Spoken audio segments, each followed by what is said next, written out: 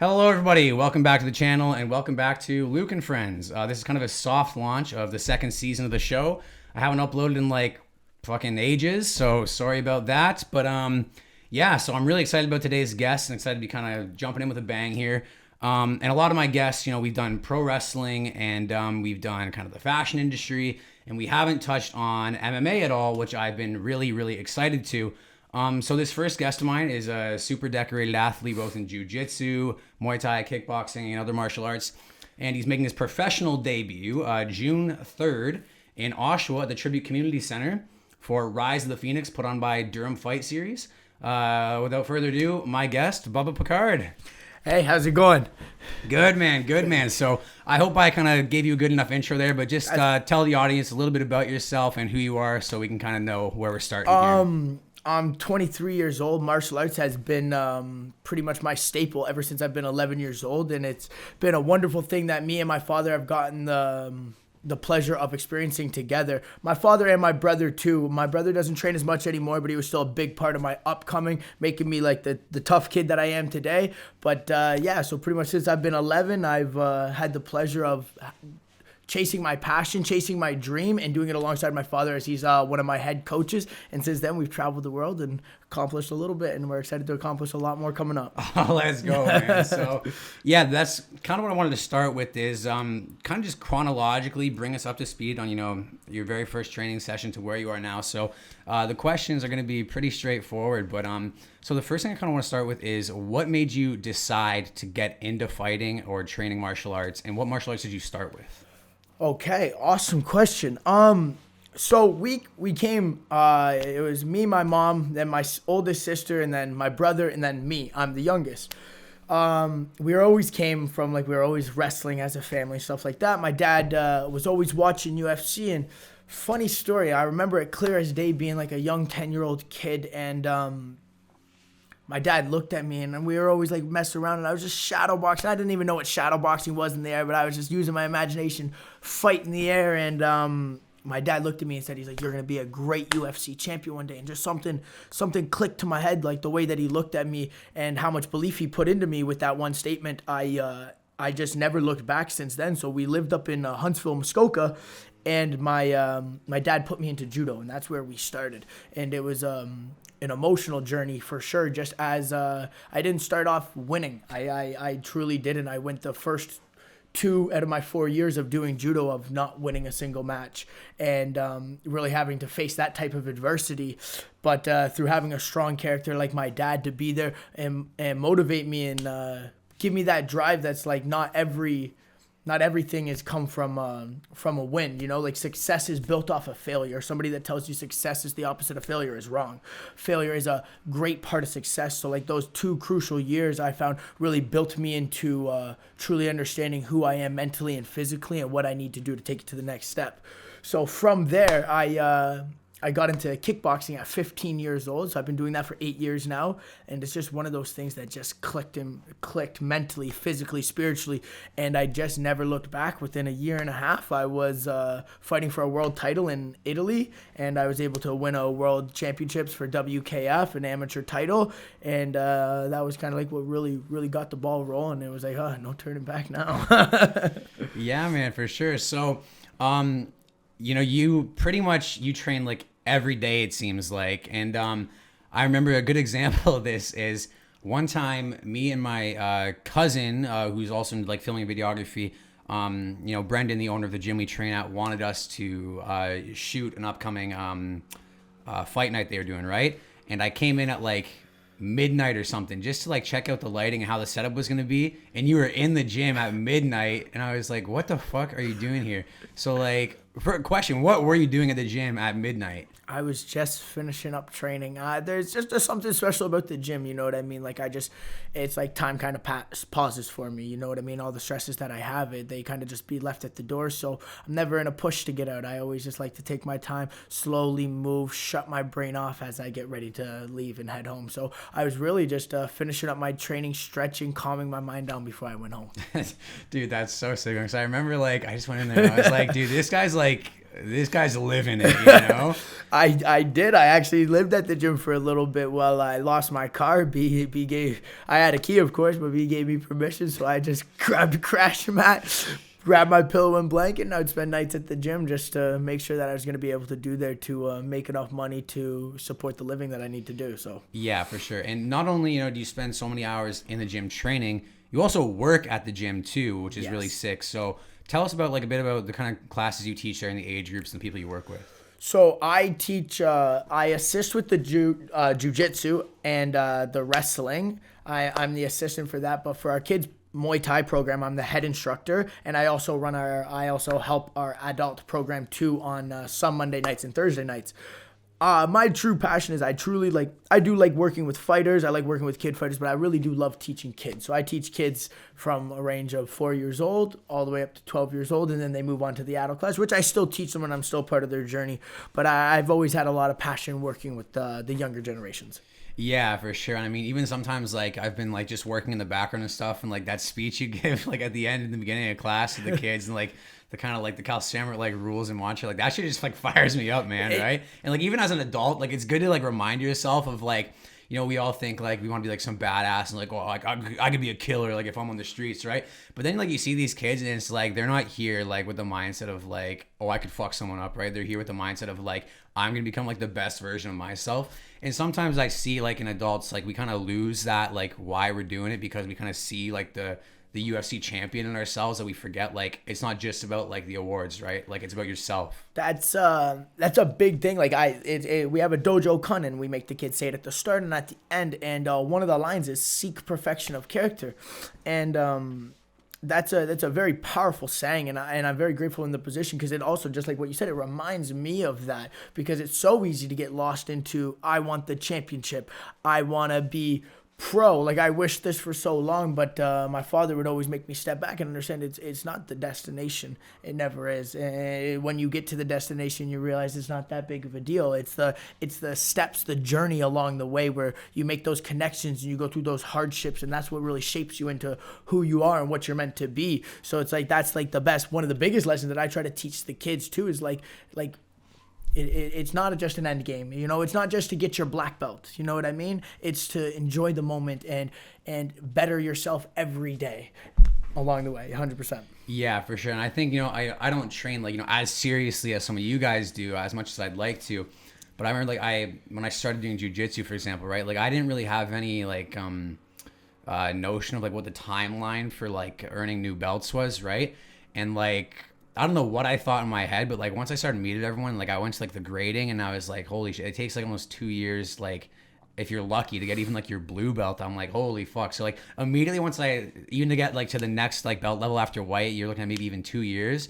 I was the belt just went out of my head immediately. It's I can't even think about that stuff. I just got to grind and see what happens, see if my coaches think you're going to be worthy of this next step. And I've got no stripes on my belt either, right, man? Right. So I don't give a fuck. But that's the beautiful thing, man. That's the beautiful thing, is when you get out of those materialistic things, and that's in every form of life, right? It's so easy to get caught up in these easy satisfactions of fast food comes easy, this comes easy. In jiu-jitsu, it's a true honor to truly actually work for something. You can't just buy your way through it. You can't just easily go and grab it. It's something that comes over time, right? And it's I think it's truly a beautiful thing. It took me 4 years to get my blue belt. Mm-hmm. And that was a wonderful thing. It wasn't something that I could just wish or I could just grab. It was something I had to work for every single day, in and out, and I wouldn't change it for the world. Yeah, and also that's you can't really fake that, right? In the world I'm from, I work in pro wrestling, right? So pro wrestling's scripted,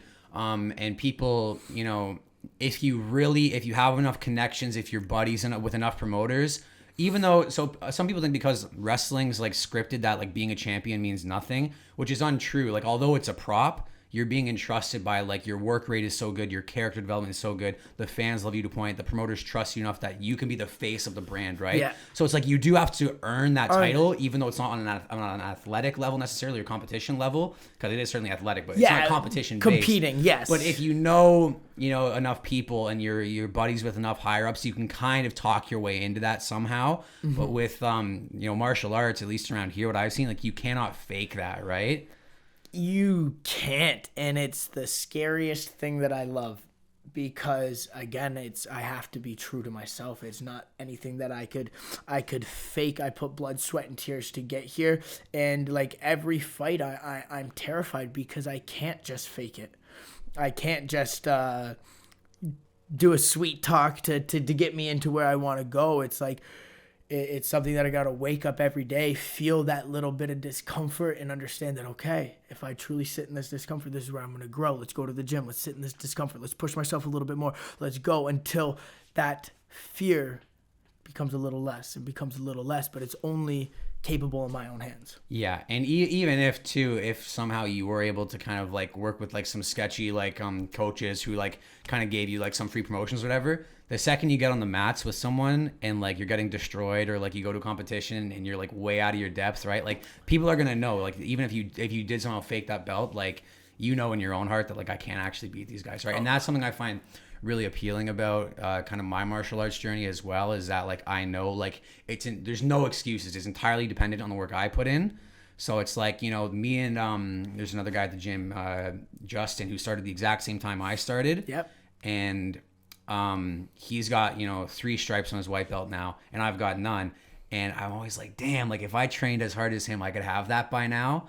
Not that it matters, right? But it gets put in there, and it totally is true. You know what I mean? Like at the end of the day, it all lies within yourself. In what you're ready to put in, and what you put in, you will truly get out of it, right? But it is hard. It is hard, and with life, like you're also a very busy man, so that's not something that you could look at too, right? Like everybody has different obligations, but you're still here, you're still doing your thing, which is definitely noticed 100%. Yeah, thank you.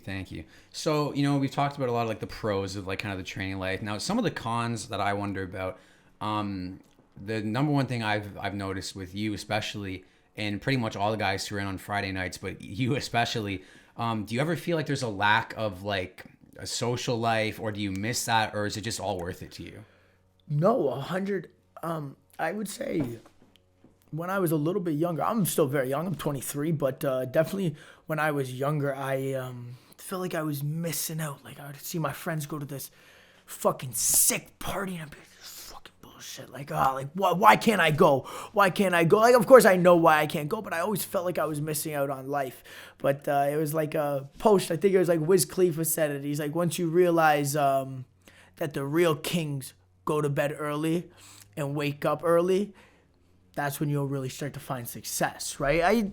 Don't quote that, but like it was something like that he said somewhere, and I was like, and that clicked to me, because I'm like, it's not about staying up and partying. That's not where you will really find success. That's like goes right back to what I was saying about like, that's easy. That's like a simple satisfaction, going out drinking, easy pleasure, right? The things that make you sit in discomfort. Like, yeah, sitting at home, it fucking sucks sometimes. 100%. I miss my boys. I miss my friends. I miss my family. But it's those discomfort moments that are going to shape me for what I truly need to see, because I truly, like, that discomfort is where true growth happens. So like that's what I had to learn. But yeah, definitely when I was younger, it was a very hard thing for me to understand and miss out. And I think I didn't push myself to the fullest ability because of that too, because I'd cut myself short. I don't want to miss out on this. Do you know what? I'm going to go out like this and that, like back in high school and stuff, where now I'm at that point where I understand, no, that's the easy way. I'm giving in. If I just understand that this is the right choice, and 95% of the right choice is the hard choice. Yeah. Right? Now, I guess lucky for you, your dad trains really hard and is at the gym all the time, and your girlfriend works at the gym too. Yes, she does. So what's that like, having like the family dynamic, both like your personal life and your professional life kind of becoming one? Honestly, I love it. I am so grateful for the team that I have surrounded beside me, and the dedication that I have from my girl who wants to be in the gym. She wants to learn my lifestyle. She wants to be a part of it. I got all these sponsorships right now, and I got to make all these posts and stuff. And she's like, I got you. I'm going to take it out. Like, just having her in that world, I appreciate it. She appreciates it because she can understand it. It's really sweet. It's something that I never thought I'd get to experience, and now that I have it, I wouldn't change it for the world. I love her being part in it, because at the end of the day, like, I truly believe like I could be as strong, but when I got like that strong woman, which I do, Evelyn, behind me, I'm that much more vicious. I'm that much more clear. I'm that much more of an animal. So it's like when I have that strong person who's also dedicated and invested into me, I truly feel indestructible. And then to add on top of my father, oh my God, I don't even know where to start with him. It's that man's one of a kind. one of a kind. It's no words could ever put into it. Like that's something that I would never change. I've had so many highs and lows in martial arts, let alone my life, and to have him there, understand me, know me, and push me towards it, I wouldn't be here without him. Yeah, for sure. And I think something I really appreciate about your dad is he's not solely focused on like you. He treats almost everyone at that gym like they're like one of his own, right? I remember the first time I went to like one of the fight nights they did. Your dad was like in the front row, like screaming at all of his boys, coaching them from the front row, right? And when they won, he would stand up, go crazy, and everyone else is sitting back while just laughing, right? And your dad's acting like, it's him up there that's winning, right? So that's something I think that's really incredible. And on the note of Evelyn as well, I think that is like so rare to have a partner who is not only understands your world, but like is in it, because like there's been relationships in my life, both friends and like romantically, where they just didn't get like this is like, when this is like, we have like a calling, right? When this is like your calling, some of them through no fault of their own, right? Like I think it's totally reasonable to want your partner to spend a lot of time with you and to be really invested in you, and you want to be, but it's hard because you don't want to be pulled away from your passion, but you don't want to be pulled away from your person either. 100%. So, and plus two, if someone like you had that hard training schedule, I'm sure if you wanted to, you could, go see her a couple nights a week or whatever. But I think in the back of your mind, it might cause problems because you're like, oh, is she pulling me away from this? You don't want to go one way or the other. And actually, there's a really good documentary called Free Solo. You ever seen that, about this guy who's a rock climber? No, I haven't. So, guy's the best climber in the world, and he climbed this like giant wall with no ropes or anything. I haven't seen it, but the guy. I've watched clips. I know. Yes. So there's this subplot in it about he gets a girlfriend sort of halfway through the film, and he starts getting injuries, and he starts taking time off of training, and then his girlfriend at one point even says like, I love you so much, I want to have a family with you. You're gonna climb up this wall that's like kilometers high with no ropes. If you fall and die, like our family is over, right? And he kind of doubts himself, and he does make this climb, and it's all totally fine. But it was really interesting to see a guy like that sort of like debate, like, oh, which way do I want to go? And I think if you do want to go, I think it's totally okay to abandon kind of something that you thought was your dream when you meet someone and think my life with them could be the dream. I think there's no shame in that either. There's not at all. At the end of the day, that's human nature. Is like is the love, finding love, creating a family, raising kids. I think it's like human nature. It's just, animals do it, humans do it. It's a part of life. So I don't think there's anything wrong with that. I think I'm just one of those people that's very grateful to have somebody like Evelyn, who even in those days where I'm like I can't do it, and I'm worried and this and that, there's never like a lick of doubt. She just looks at me and she's like it's okay, yeah. It's a bad day, we got tomorrow. You're like, we got tomorrow, head up, Bubba, it's okay. It's like, oh, like, yeah, you took a couple hard shots, that's okay, let's just rest your brain because tomorrow's a new day and we're gonna be better, like just that type of stuff. So it's like no matter how low I get, it's like I know I always got that hand to grab on and pull me up. For sure. Man, there's a guy doing fucking yard work outside. It's gonna fuck up this audio. So if the audience is like, what is that buzzing noise? Yeah. Sorry. But going back to that for a second too, just the other day, I was shooting around the gym when you guys were training, and I actually got a little interview with Evelyn, and to kind of get her perspective on this as well.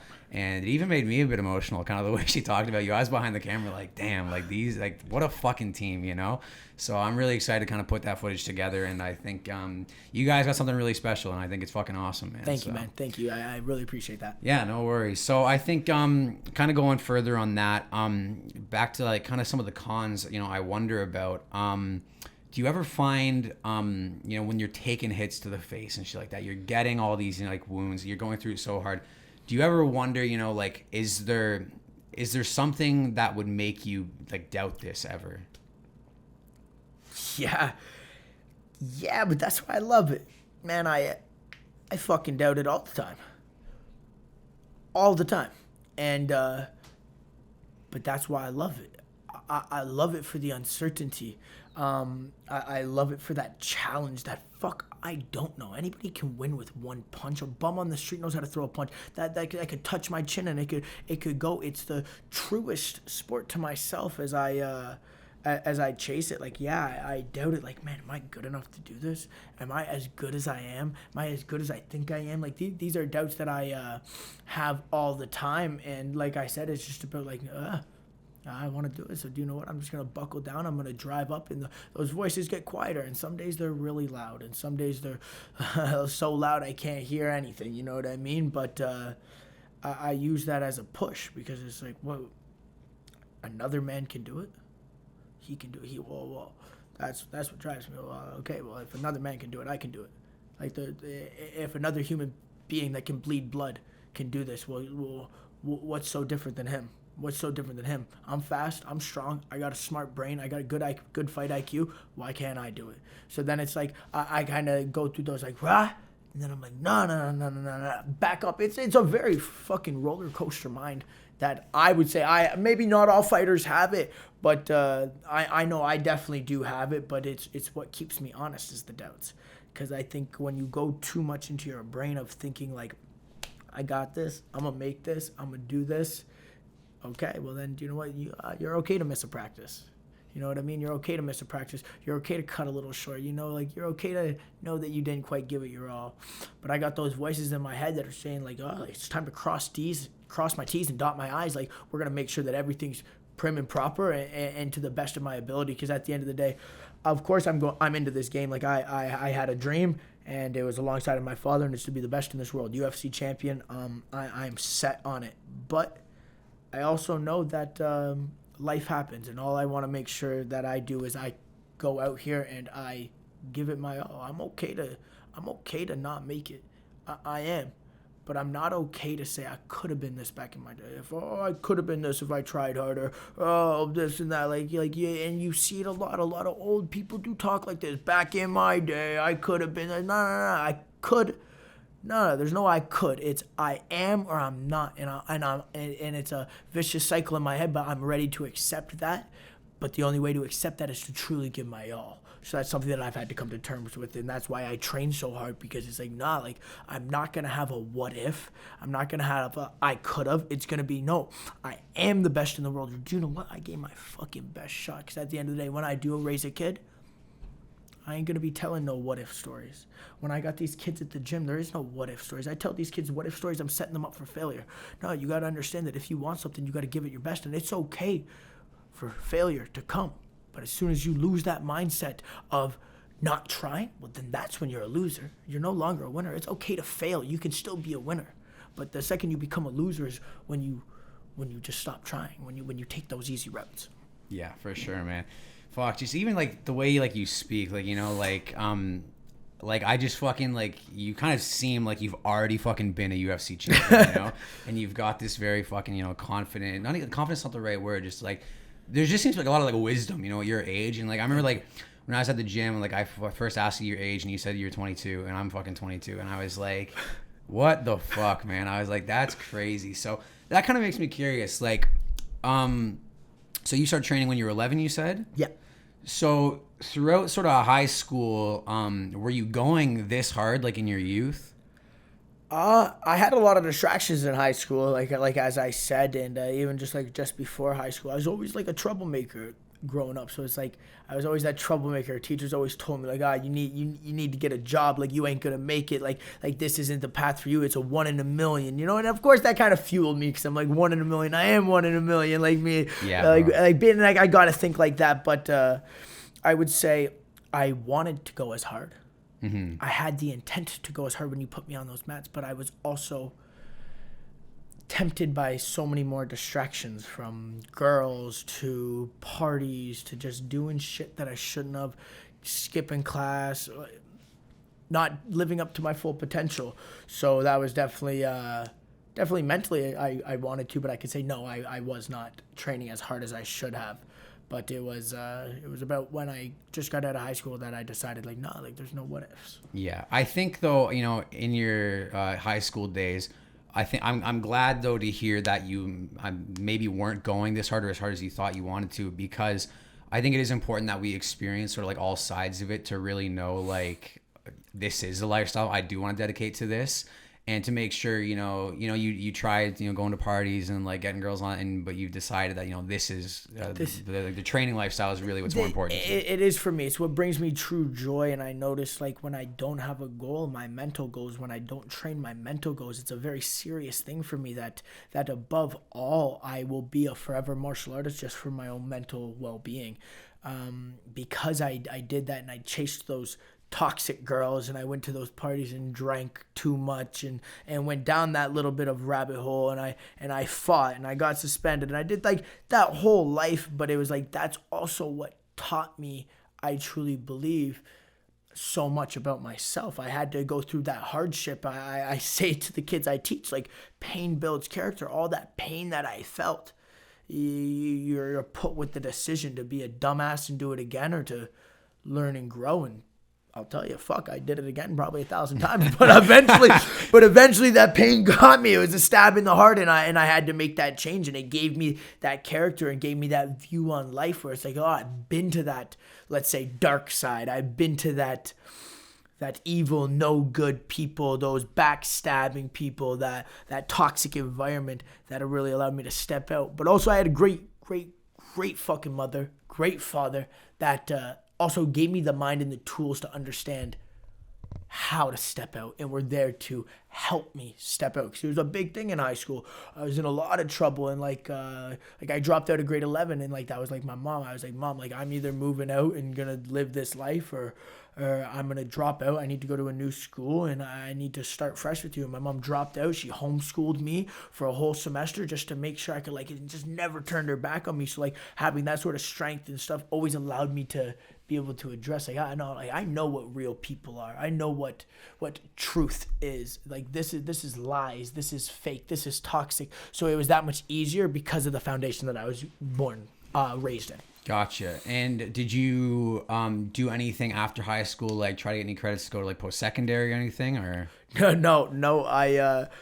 I barely passed high school, and I was like, oh, I passed, and I was like, whoa, that's my ticket. I did it. I'm good. And worked at the gym full time. I had B though. Like Brendan is the fucking man. He is an older brother to me. He's a best friend to me. He's a mentor. So like through all of this, just as I say, I got my parents, I also had B, a great role model on all aspects of life that always had my back. So he knew. I think a part of him always saw like himself in me, right? You know what I mean? So he always knew it. He was like, this is for you. He always let me know, like, this is for you. If you got to do something else, that's okay. But like he gave me full belief into this career that I now am, and now one of the head instructors at the gym, living my life, training full time, and I wouldn't change it for the world. Yeah, and Brendan's very much like that, and I started training at the gym, and like the first time I was ever in there actually. We were just talking, he was getting to know me a bit, and I mentioned I do media work, and he was like, oh, I've got this event coming up on June 3rd, and we need someone to do all the media for it. Show me some of what you can do, and maybe we can work something out. I showed him my stuff right there on the spot, and he was like, all right, come back to the gym tomorrow, like let's have like a meeting or something. And right there on the spot, he was like, yeah, I just see it, man. Like the work speaks for itself. Like let's just fucking bring you on. And then after that, he was throwing stuff at me left and right in the center, being like, like you do good work. Like I want you to work for the gym, do this stuff, do that stuff. And then I just said to him one day, I was like, dude, it's so crazy, like how much like you've given me like job opportunity wise, and how much you've trusted me, and how much you've invested in me. Like I really appreciate it. And he just looked at me and said, dude, you're the guy now. Like I see it in you. Like we don't got to be like profession, like a contractor client relationship. Like you're just the guy at the gym now, bro. You like are. You're welcome to the family. And I was like, fuck, man. And that's like, what B is, man. He's created a family, and it's more than just a place to train that you punch in and out. It's like I work alongside my best friends, like brothers. I would say like that ain't friends, that's family. Like I would die for those people that I work with.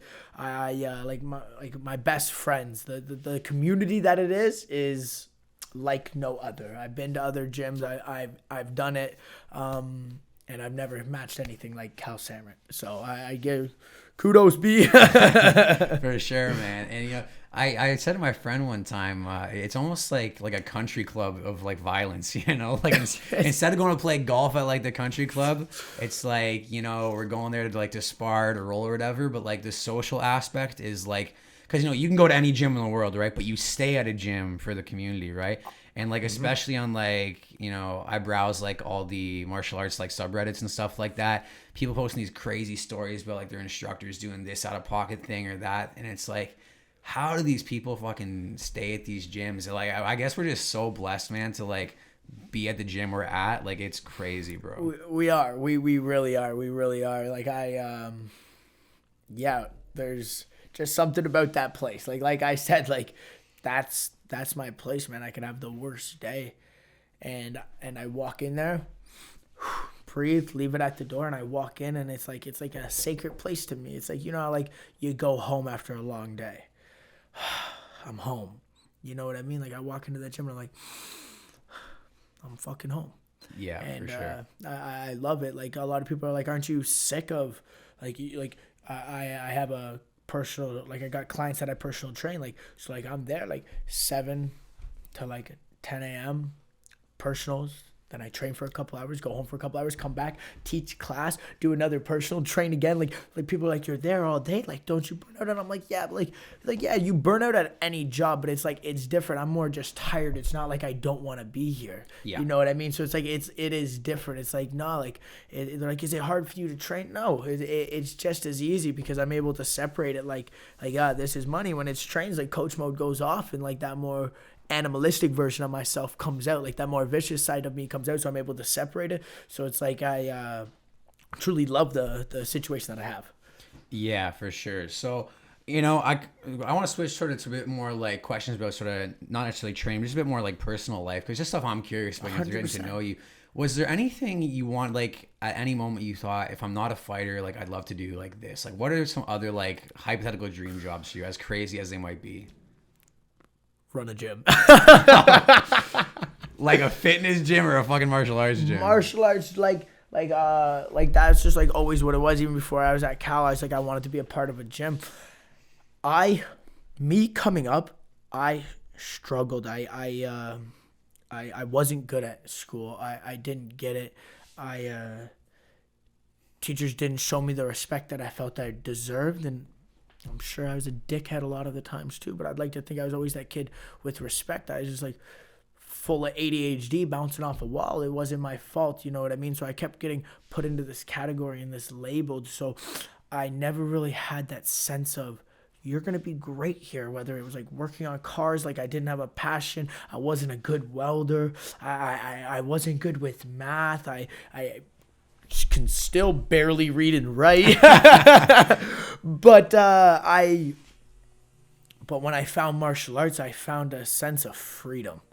I found, like I said about going to the gym, where like all time freezes, and it's just like the only moment is the now. It's the present moment where I am, and nothing else matters. Like, no matter all the stresses, and as soon as I felt that, and I didn't get that anywhere else, I was respected.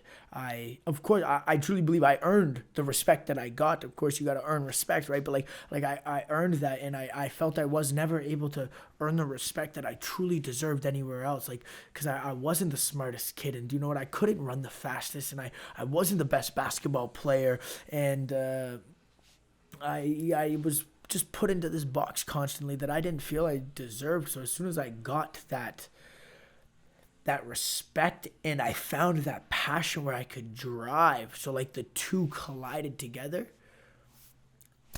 I just never even blinked an eye anywhere else. I just didn't. Don't get me wrong, like, I've done a little bit of masonry, make a couple bucks here on the weekend. I've done this and I've done that, but that only made me love the gym so much more, because that shit sucks. Yeah, for sure. So is there like a fight that you look at, or, you know, like an action hero or like a martial arts movie that you saw that made you decide, like, this is like what I want to do?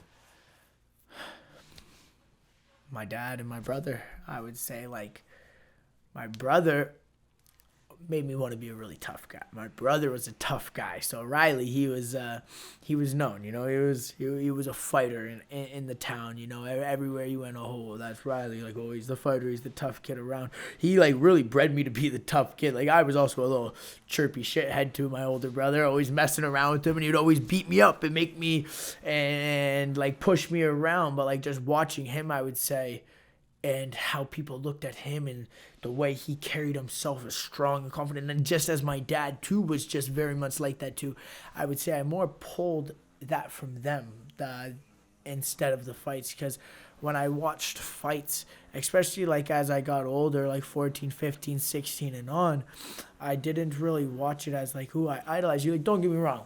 Love Max Holloway. That's my guy. Love Volkanovski, you know what I mean? Like, there's dudes that I love. I love GSP, but a lot of the time, like, when I watch, I'm like, you're competition. Of course, I'm a 125 or maybe up one day, 130, 145, who knows? But, like, ideally, like, I looked at it as, like, okay, like, I'm watching you to, like, I'm strategizing against you. Like, I don't idolize you. I was never that dude to idolize. I was never, like, a big, like, fanboy for anything like I love this artist or I love this fighter, I respect what you do, but at the end of the day, like, I'm gonna do it too, and I'm gonna be there too, and I'm gonna see you there one day, and you're gonna be my competition. So it was like I always had a different kind of outlook towards that. I more found that from within my household. Fair enough, yeah. And it's funny you say like Volkanovski, because I've been watching UFC for like the last maybe 3 years, and my brother is like really passionate about it. And I just watched it when it was on, and I really had no desire to fight.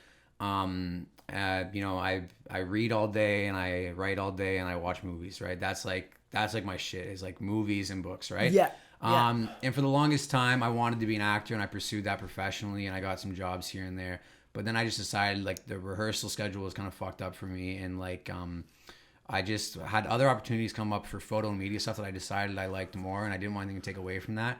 But then, obviously, I got really invested in the Conor Khabib fight, and I love Khabib like more than like I do idolize him in a sense, He's like just like the fucking guy for me.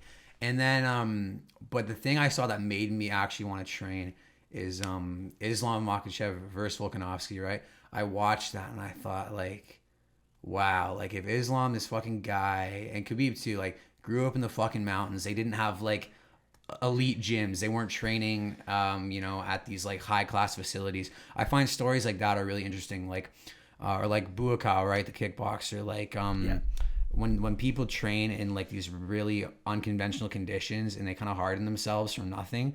Like I watched that and I was like, you know what, if this guy can fucking do it, so could I. Even though he started, training like 15 years before me, I was like, you know what though, like just seeing a guy literally come from nothing to being a world champion, that really inspired me. And I was like, I want to at least get my blue belt just to say I fucking did it. You did it, dude. 100%, man. 100%. Like I draw inspiration from those guys all the time. Like Volk, especially with that exact fight that you're talking about. Like everyone's like, oh no, like Islam's gonna walk through. I'm like, walk through him. I'm like, I prayed for Volk. I was like, he can do this.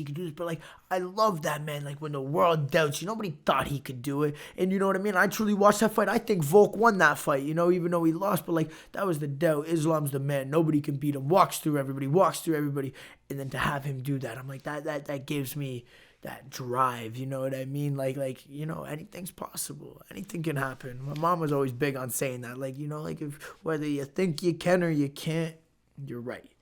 Yeah, for sure. And I think you really anything can happen. And I think because of the career path I wanted to go down, doing film and stuff like that, people, and even like, I never went to school for it or anything like that. I just sort of grinded. And, I work full time right now as a TV editor for one of the best wrestling shows, on earth, right?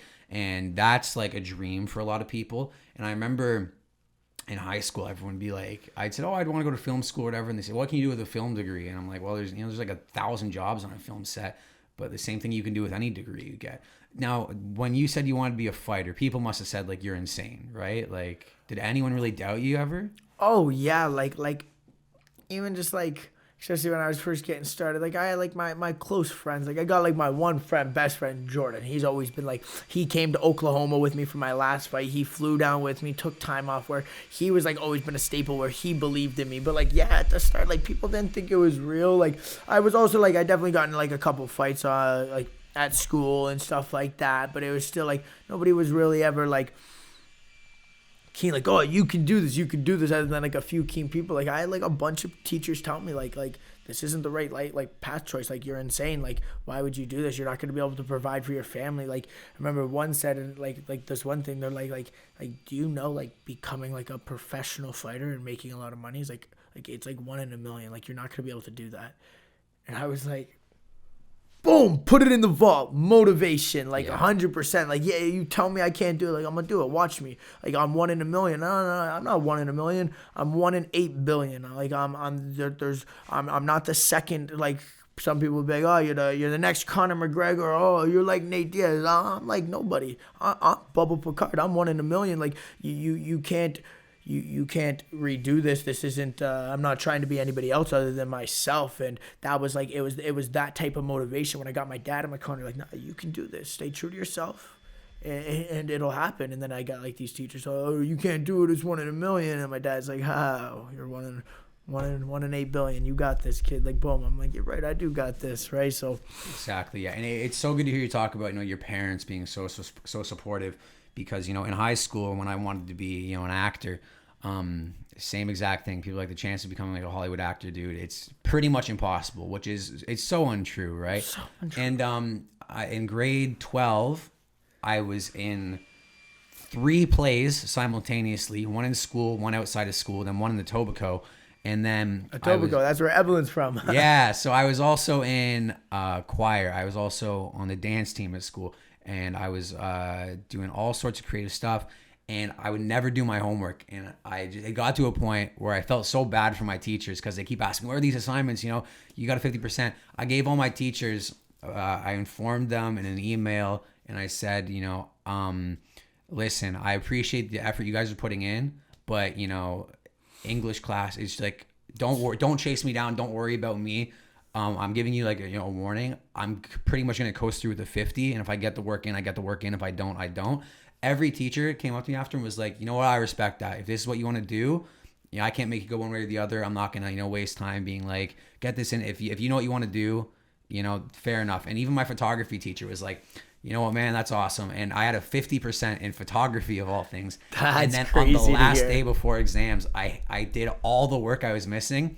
And I passed the class with like a 90 or something like that. Amazing. Except for my math teacher. She was like, you're going to need math. And it was like, well, this was in grade 11 because you don't have to take math in grade 12. But I was like, I'm never going to use this for no matter what career path I choose. Like, I don't even. And she just couldn't fathom the fact that like, even like, I just want to get the 50. I just want to pass the class. Couldn't understand it. And, but it's so, but my parents knew I was sending that email out and they knew I said that to my teachers. They were like, yeah, awesome, man. Like, let's do it.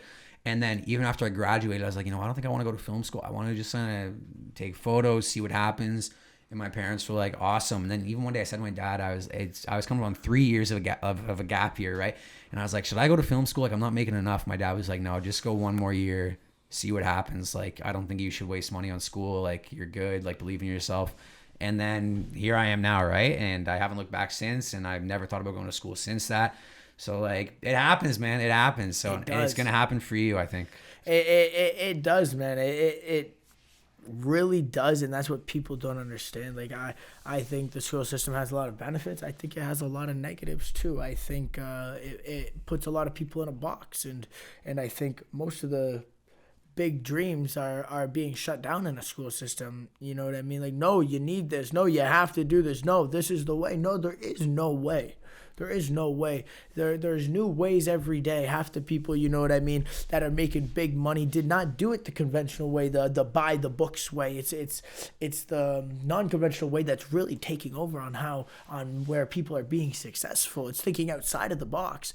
And it's just like that teacher. It's just people just can't understand that sometimes. They just can't wrap their head around it. Wait, you can't do it the way that I do it? Yeah. Then no, you will not succeed. It's like, no, like, this world's full of opportunity. Everywhere you look, left, right, and center. Like even though, like, I want to own a gym, my main goal, like, I'm going to be a fighter, but it's like, yeah, like, I wanted to own a gym before that. But it's like, I always knew, like, no matter what, without the gym, like, I'm going to entrepreneur something else. I'll find a way to make money, and it's not going to be the conventional way. But at the end of the day, I know it's going to happen because it's like, man, people have money making money for them now. You know what I mean? Without doing anything. Like, you set your mind, you can accomplish. Yeah, for sure. So you've come this far. You've had, so many fights. You've got that beautiful championship belt now, which, I love to see you fucking carrying around. But June 3rd is your first professional fight. Is that? That's right. So how does that work, the classification, making this a professional fight versus the other stuff you've done in Oklahoma? So pretty much the difference between an amateur fight and a pro fight is now it goes from a 3-minute round to a 5-minute round, which is 2 minutes extra each round. 6 minutes longer is a lot of time. Yeah, man. A lot of time. I was grateful that I did my first 5-minute round fight in Oklahoma. So it ended up to be 15 minutes that I was in the cage. Well, I got to finish in the 5th round, which I was very grateful for. It was an awesome job done from me and the whole team that backed me, that went down with me, Justin Bruckman and my dad.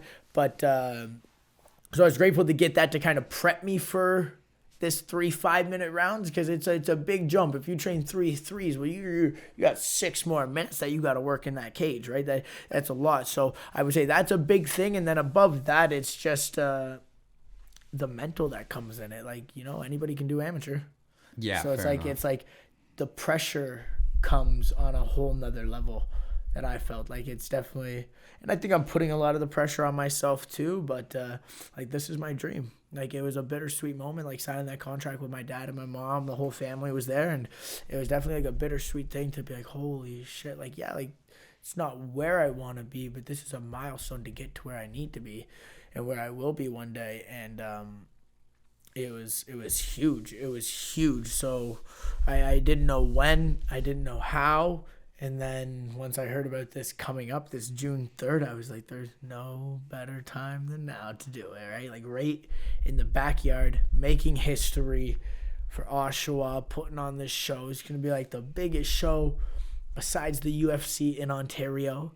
That's fucking crazy. That's my first pro fight, so I'm very excited. Yeah, and this is a huge venue, and even though I think they're curtaining off half the venue.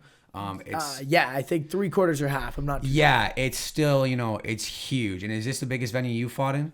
By far. I think like the most I probably fought into is like 1,000, 1,500 people, and now it's like, now I'm jumping to 4,000 people. Yeah. In where like the OHL plays, like, you know what I mean, like a big arena. I'm speechless. I'm beyond grateful for this opportunity, and I'm ready to capitalize. I'm ready to show the world I'm here to stay and really make a statement on June 3rd. Yeah, for sure. And you've got like such like an elite team. You had Justin Bruckman, like they call him the godfather of Canadian MMA, right? Yeah. Like, the guy's got so much experience and so much wisdom. And even I said to my dad one time, because I love being at the gym shooting with you guys. Even though I'm not training, when I hear Bruckman talk and I watch you guys train, I just feel like I'm getting better as a person just by fucking being around and taking that 100%. in. Like, I hear Bruckman talk and I'm like, man, like, these guys are fucking legit. And even, last Friday, you guys had, a younger guy come in, a new guy come in, he was fresh, who didn't have as much experience as some of you guys. And Bruckman even said to him at the end of it, he's like, take time to yourself, because, you guys are at such a level where it's hard for newer people to keep up. And rather than discouraging him and be like, yo, bro, this isn't for you, like, Bruckman said, he's like, you couldn't keep up tonight, but you do such good work, bro. Keep grinding, keep killing it. Take some time to really hone your skills and then come back, because you're going to be awesome, right? Like, he's got that mentality where he's like, really trying to make everyone feel like like they have it in them, right? Like, they Because have it. some fucking coaches think like you got to be like this mean asshole to like, you know, you got to be like tough love, but like Bruckman is tough love, but like you can see it in his fucking eyes that like he cares. He cares. Exactly. He'll give the tough love when it's needed, and he'll tell you, and he'll give you the sweet talks when it's needed. Bruckman's all around a great guy. I had the honor of having Bruckman in my corner for the first time ever. February 18th when I fought in Oklahoma, and like it's a scary team now. Him, Crew B, my dad. It's a hell of a corner, and it's like having that type of energy in my corner that he brings, being able to be like no, tough love, sweet love, okay, all the different types of components that make a great coach, because it's not just one. You can't just go one. Like I find those coaches that go too hard, like I don't really mess with you. I'm like, man, like that's just not my personality. Like, yeah, like you'll see me, like you've watched me train. I become an animal. I become vicious, but I'm also a very nice guy, and I got a very sweet side to me too that a lot of people don't always see in the training. But Bruckman gets that. He understands me. My dad gets that. So it's all around awesome.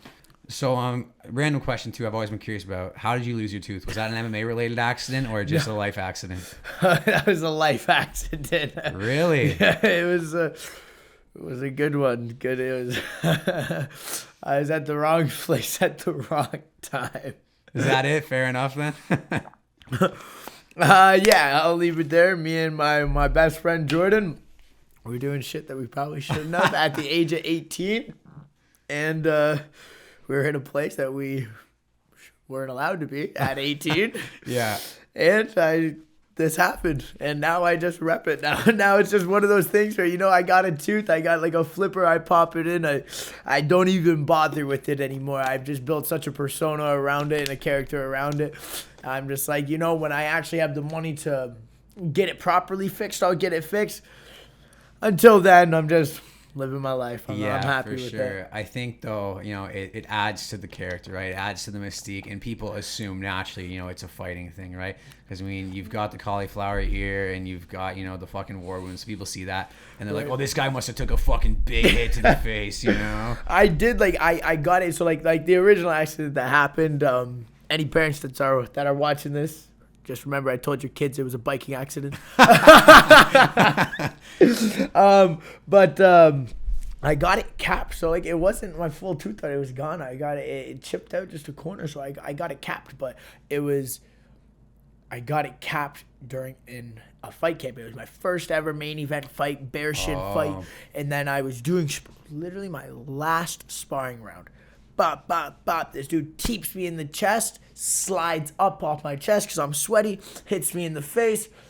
I'm like, what the fuck? Spit it out.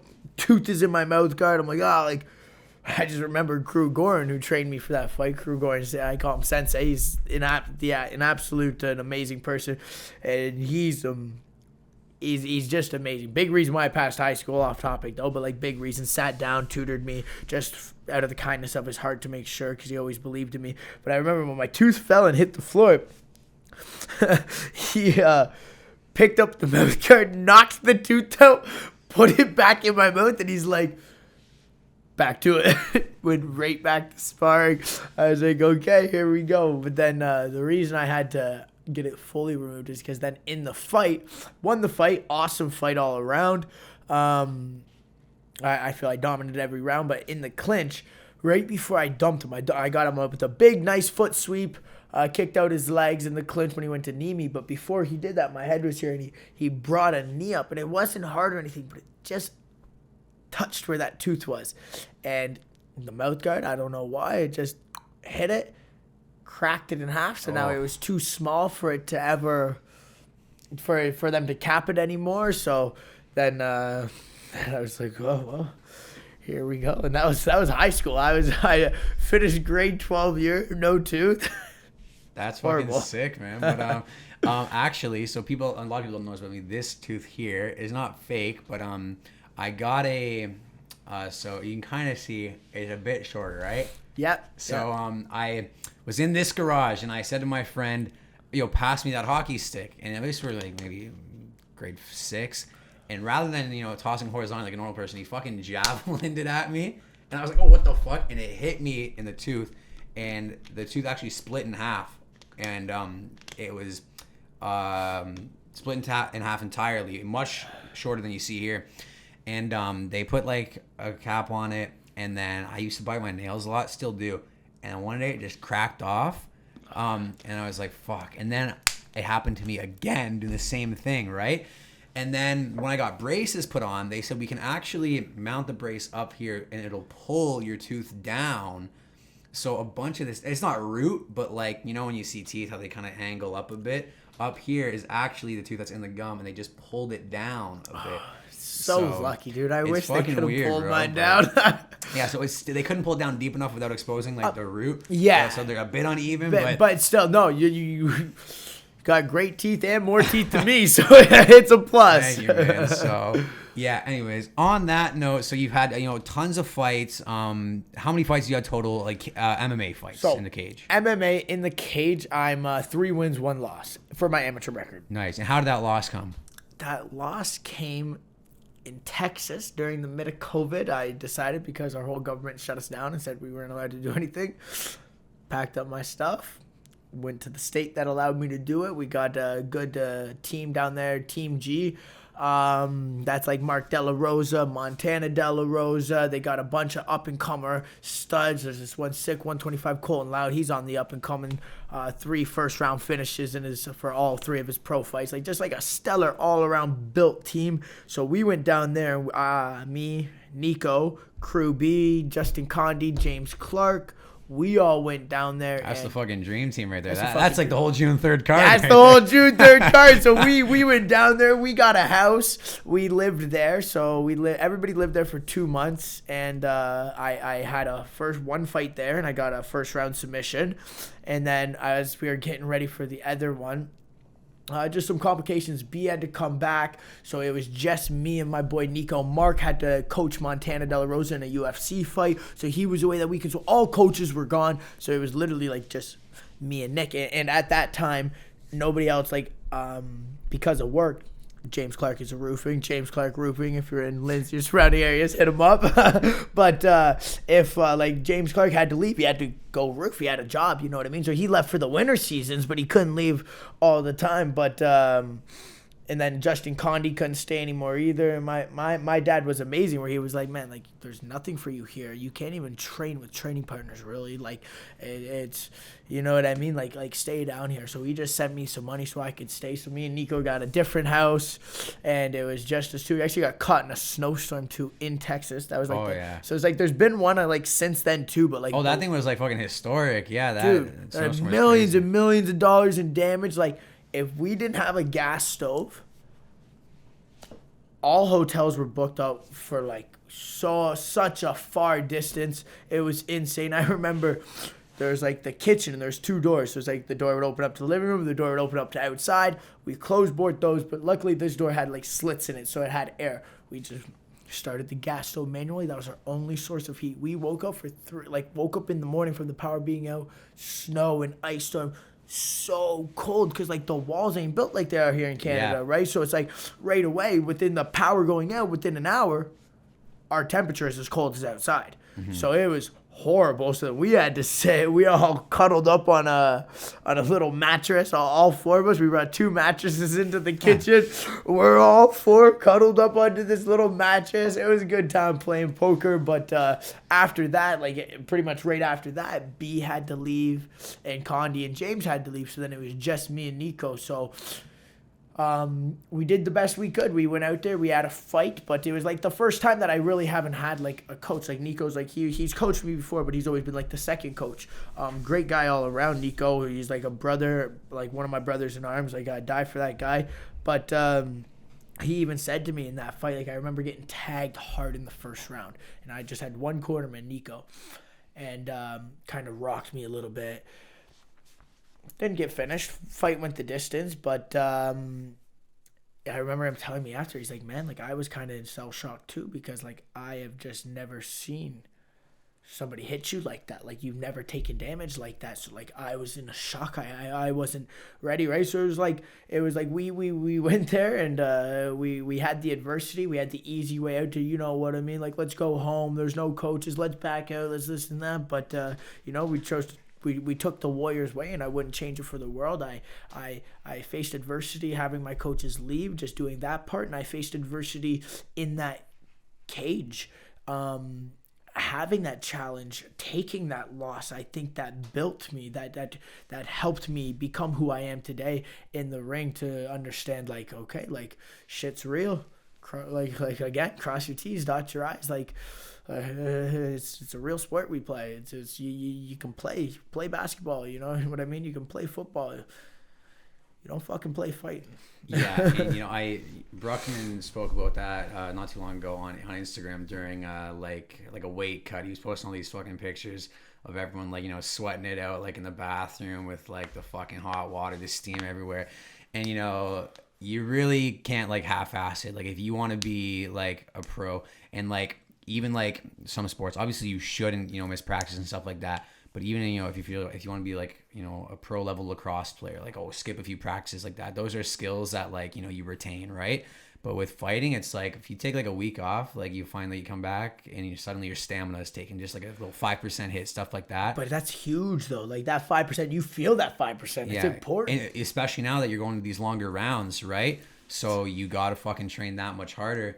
And, plus like the weight cut and all that stuff. Like, it's just fucking horrifying. Like, what you guys got to go through. There's nothing scarier than being tired in a fight. The having the will to want to do something, but physically unable to do. Like, tell your brain telling you to throw, but you can't throw, you can't do it. Like, there's nothing, like, you just, when you do, it's like, you ever had a dream where you want to do something, but you you do it really slow. Like, I have those dreams anyways, and like, I'm fighting in my dream, and ting, ting, like, it's like you're weak and you're slow, but it's like, why am I like, that's what it is. And there's nothing scarier than having somebody across the cage from you ready to rip your head off, and you're makes you train the way you do. You know what I mean? Makes me train the way I do anyways. Makes me not want to miss a practice. I know I gotta have B and my dad are the ones to like get the fuck out of the gym, go home, rest. Like, even like today, like, B knows I'm getting really tired. Like,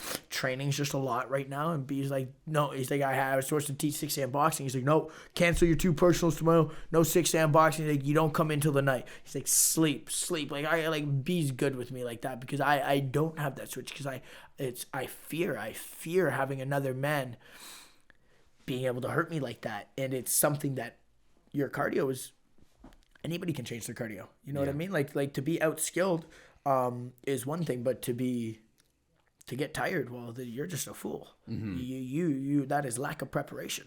That is 100% on you. So it's like, I'm lucky where I got coaches like my dad, B, and Justin, where they see me and they're like, okay, dude, now you're going to kill yourself. Go home, right? And I think what's so good about those guys in Bruckman is that it's not just that they're tough guys who have like fight IQ and guys who have lots of physical experience. It's like there's an intellectual level to Bruckman's coaching. And, it's like I was saying, like, I read these fucking horror stories like on Reddit and stuff like that. This guy was saying, how is it normal that my coach doesn't let me like drink water while I'm training and like while I'm doing like my jiu-jitsu rolls and stuff like that. And it's like, bro, it's not fucking normal that your coach is depriving you of water while you're fucking training. Because a lot of these fucking coaches want to be like, we're so hardcore. Like, it's, we go like the Thailand guys here. And like, they want to be like these fucking like old school, man. That no longer works. And like, even like, man, Matt Embry, world class, like one of the best kickboxers in the world, who's making his pro MMA debut. Yeah, that's gonna be fucking nuts. But even him, like a dude that spent so much time in I meant like Q Samrit and all these other different gyms, because Q Samrit's actually a gym down there too, right? In Thailand. He's like, man, that is an old school way.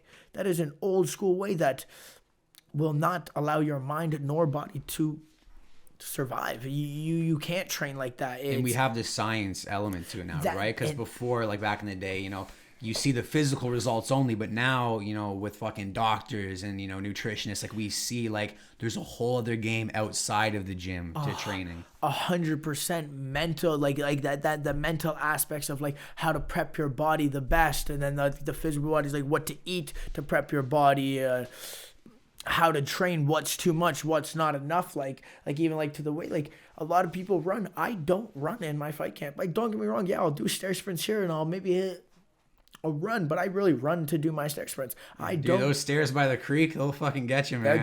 They get me every time. Right? But like, I'm like, what is a run, a jog? Like, what the fuck? How does that relate to a fight?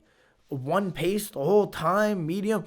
Good. No, a fight's not like that. A fight's go, stop, go, stop, go, stop. That's why I go and do the stair sprints. I'll set it. Like, I'll do 3 5-minute rounds. Sprint up, jog down, sprint up, jog down. That's how a fight works. It's the up and down about it, right? So it's like there's so much science that comes in, and then of course like recovering your body and healing your body, right? So I think like that's a definitely not normal. I think like there's a time to get a drink. Like, oh, are you gonna get a drink during the middle of a round? No. Would you get a drink during the middle of a fight, during the middle of a jiu-jitsu match? Like, well, there's a ref there cornering you. You're gonna be like, okay, like timeout. No, there's no timeouts in it. But it's like in between rounds, get a drink. If you're just drilling and you need a drink, get a drink. It's water. You know what I mean? Like you those are things that you need to be able to perform. Yeah, and there is like a balance to it, right? Like, Sleeman, one of the things I heard him say, which really I never thought about before, is he said, if you guys, if you want to be in the gym all the time, it's impossible, but Sleeman said, give 100% to every aspect of your training, including give 100% to your rest days, right? Like if you're doing a rest day, go to bed early, right? And like make sure you're eating the right foods. If you want to be training all the time, then train all the time and go 100% on your diet, right? Like you can go 100% when you're not on the mats, right? And so many people think it's just the mats. No, and that's where it is. Like it's a lifestyle, and even like that's why I like my girl, because like when we first started, she's from Etobicoke and she was a high level figure skater. She was going to be on Team Canada and stuff like that. Complications happened, this and that, right? That's life. But so she gets the aspect of the sport, but like she was really shocked to see how much like I brought it home, and like as she's learning, she's like, wow, it is more than just like what you train on the mats. Yes, it's like yes, I need to rest, but I need to make sure like when I'm resting, just like you said, it's 100% rest. Okay, like I'm in bed at a good time. Okay, no, I'm not just sitting here eating junk food. No, I'm making sure I'm eating nice, I'm resting, I'm stretching, I'm hitting all aspects. It's not just like, I gotta show up to the gym and let's go 100% and train hard. Blah, blah, blah. No. That's an intensity workout that I think is very important. But do you know what is also important? It's not just about learning to kick hard. It's learning when to kick. Why do I kick like this?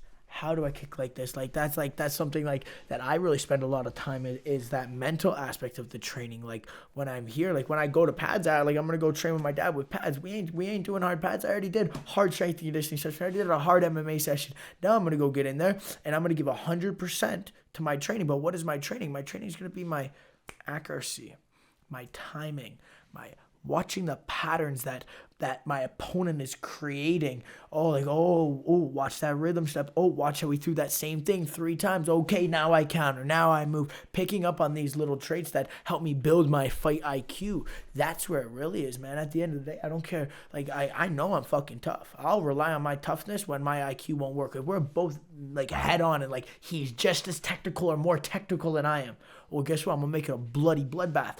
But I don't need to enforce that right away. At the end of the day, that's stupid. That's for a short career. Just like what I said, that's old school way. Like, I'm tough, blah, blah, blah. No. I don't care how tough I am anymore. I care how smart I am. I want to make a fool out of you. You know what I mean? I want to show that there's levels to this game, and that's how it happens. It happens by understanding what training happens and when it happens. Yeah, and I think going from amateur to pro is, you've very clearly completely grasped the mindset of like, it goes beyond just the hours at the gym. It goes beyond, the work life, the training life balance, right?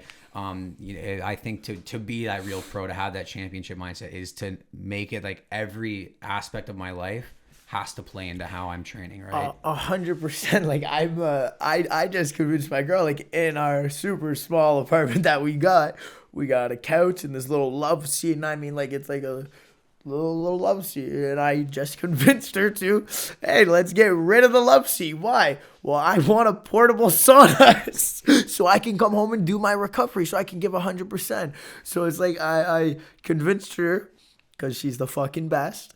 To get rid of this, and like now it's like one, it's more space because I can also take away my portable sauna, put it in, you know what I mean? But then it's like I'm gonna get a portable ice bath too because I can deflate it, put it back. So I went from having this love seat where people can sit to, okay, here's an ice bath and a sauna in that place, out into one, back into the other, right? Because it's that important that it's more than just fucking going to the gym. I eat, sleep, and breathe this. This is like I'm 24/7. I'm full time. I'm not part time, and that's actually something that B always says to me, that like he would always get to me. He's like, just remember, like before a fight, because B knows how to hype me up. He'd be, just remember, man, these guys are part time.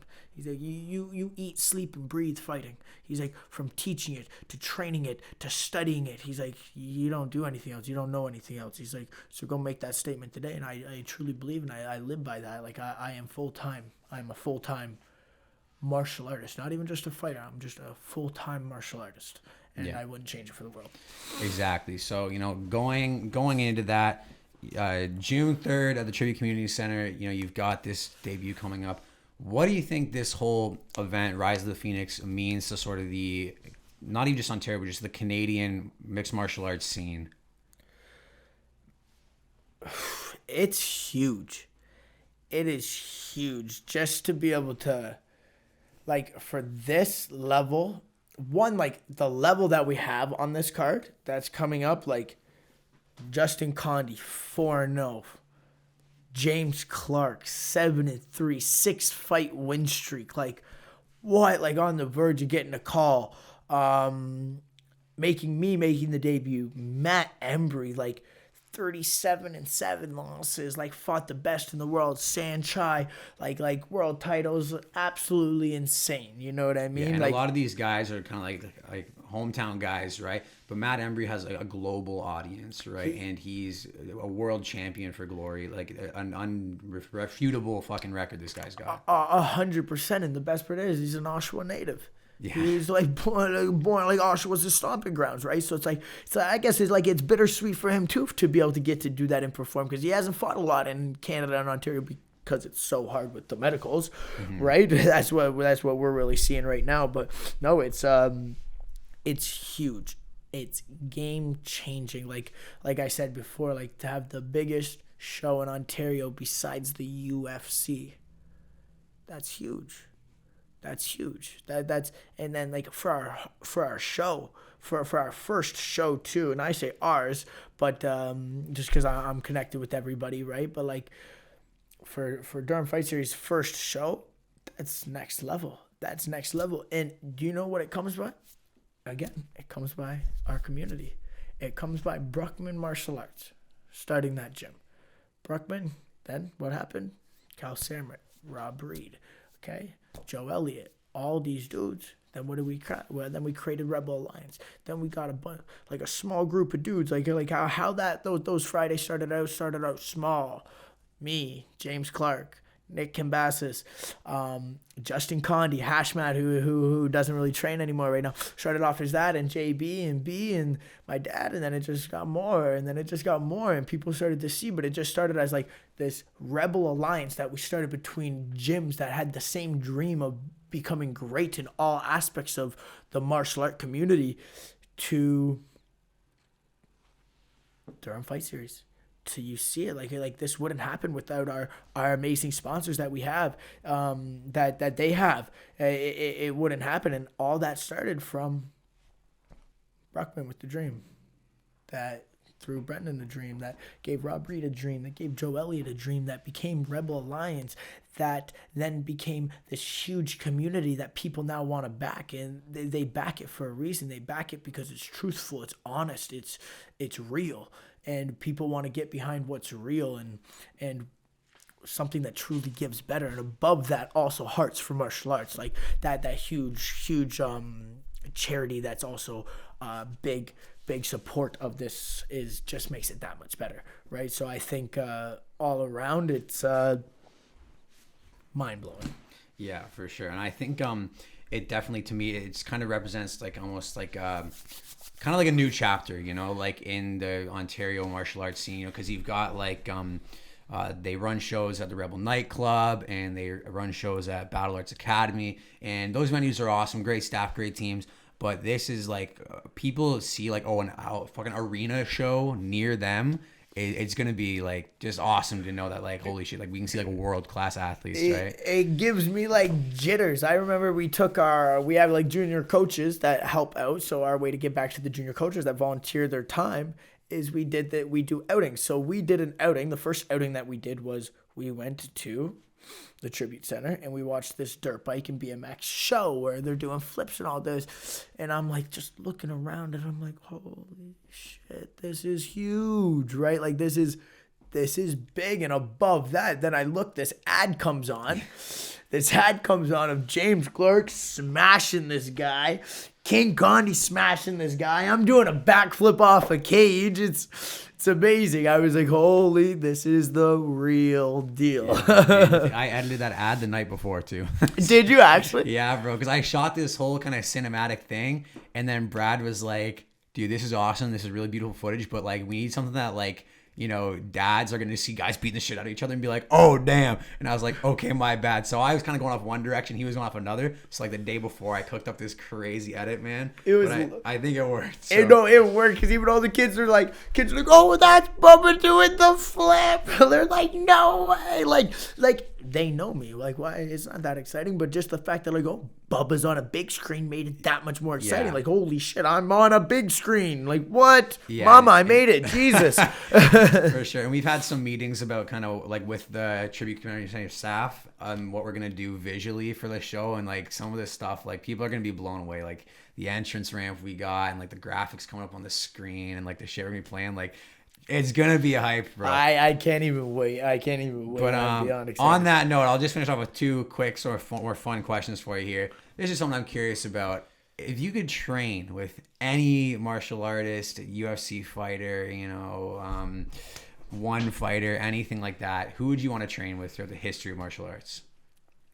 I got two, and I just feel like they're just kind of like my characters. If I could go and train like one would of course just be Max Holloway. I love Max Holloway. I love his outlook on it. Like even like the last couple camps he's done, he just doesn't even spar in camp because he's like I know he's like I can work on other things other than taking brain damage. Just like the approach that he has, the outlook that he has, and his skill is just beyond, from being tough to being technical, and just how he carries himself. He's a martial artist. He's respectful.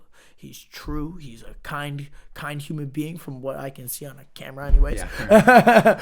And I love that. I've always loved that, you know, like the best is blessed. You know what I mean? I love when he says that. That's just a dude that I would love to train alongside, pick his brain and do that. The other guy is Sugar Show. I fucking love Sugar Show. You know what I mean? To me, he's just a class act. You know what I mean? Just a funny dude. That, again, is one of those dudes that everyone's like, he's not going to do it. He's not going to do it. Now he's like the number 2 pound for pound in the division. Everybody says, wait till you fight top 15, top 15. Wait till you fight top 10, fights top 10. Like he's there, like next up for a title shot. I just love that. And just like the way that he holds the fighting, like the dude does it through joy. Like he laughs.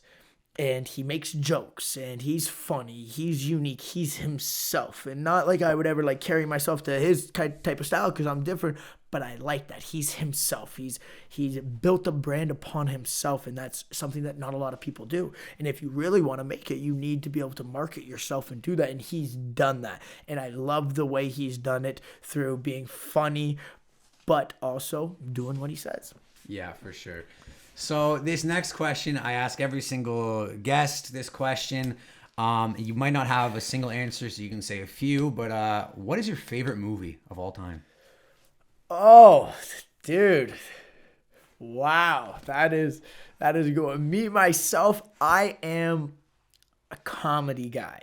So like don't get me wrong, like I like my actions and like this and that, but like when I really watch a show or a movie, I like to, it's my shutdown. Like when I put on a movie, it's nighttime. I'm winding down. I'm going to bed. That's kind of my thing. So it's like if I had to tell you, there's always a couple, but I could tell you one of them is Step Brothers. Yeah, classic. Yeah, you know, like that's funny. I love that his name's Brennan too, because that's Oh, my yeah. real name. So that's my real name. So it's like I always get a huge kick of that. Well, like those are just like one of those movies that like you'll always make jokes about. You know, like there's always those one-liners in there. Like you want to go do karate in the garage. Like look at Yeah, so much room for activity. Yeah, Like, it's infinitely quotable. exactly. And then the other one is Anchorman. I would say Anchorman. The first one is. And that's 2 Will Ferrell movies. Those are 2 Will Ferrell. Yeah, he is. Yeah, I guess. Yeah, I never even looked at that. Yeah, that is just another funny one. Like, I just love it. Again, just like being able to quote it nonchalant. And I guess I would say for action movie, like one action movie that like will always sit with me is like 300. Yes, bro. I love that. Like for an action movie, like that's like one that like sits and like I could go on forever, but like definitely I'm a comedy guy. But like when it comes to action, I like true action. I've always liked gladiators and Vikings and like I like that war setting, that like not so modern day war as more old time war. I felt like I've always like had a feel to that. I've always wanted to live that, right?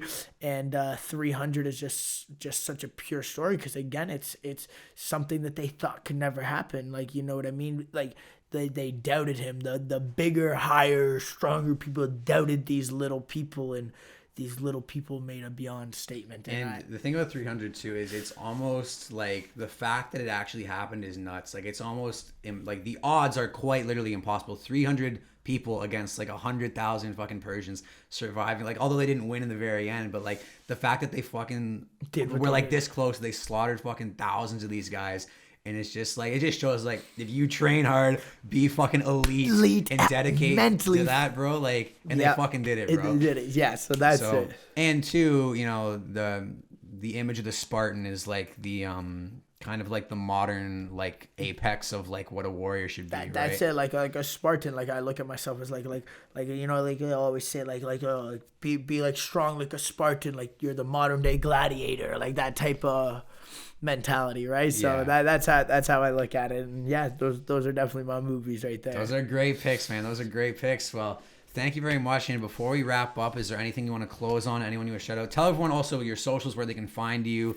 I'll plug June 3rd real quick. So reach out to Durham Fight Series on Instagram and Facebook, or follow the Tribute Community Center on Facebook. We post ticket updates every single day for that, event cards, fight announcements. Bubba's fight is getting announced on Friday when this drops, so hopefully at the exact same time that it drops, you guys can see the fight.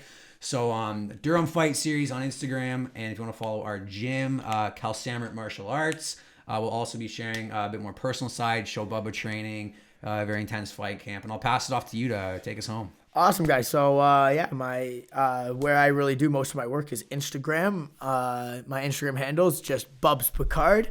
It's just nice and simple. And for just to kind of finish this off, I just want to give a special shout out to one of my head sponsors, Friendly Canine Dog Training Academy. They're absolutely amazing. They're the best dog training in Ontario, arguably Canada. And they have a great understanding, and they have an amazing staff, all certified, ready to work with all types of dogs. Use promo code BUBSPICARD for 25% off all programs, guys. Like I said, when I truly look at myself as being the best in the business, and I love working with the best in the business, and these people truly are the best in the business, from how they carry themselves to the work they do. 99.9% guaranteed. They'll make sure that it's a healthy lifestyle for the dog and for the owner. Make sure you guys get on that.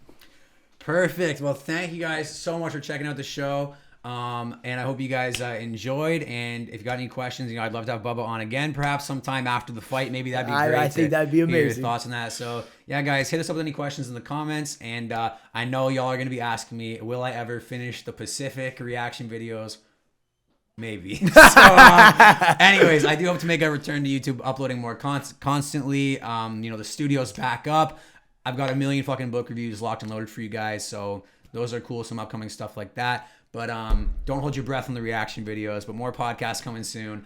And that's it from me, guys. Thank you so much for checking out the show. And as always, have a great day. Awesome. Beauty. Boom. Man, you fucking nailed it, man. Thank you, brother. That was so good. Thank you. Yeah, that was good, wasn't it? No.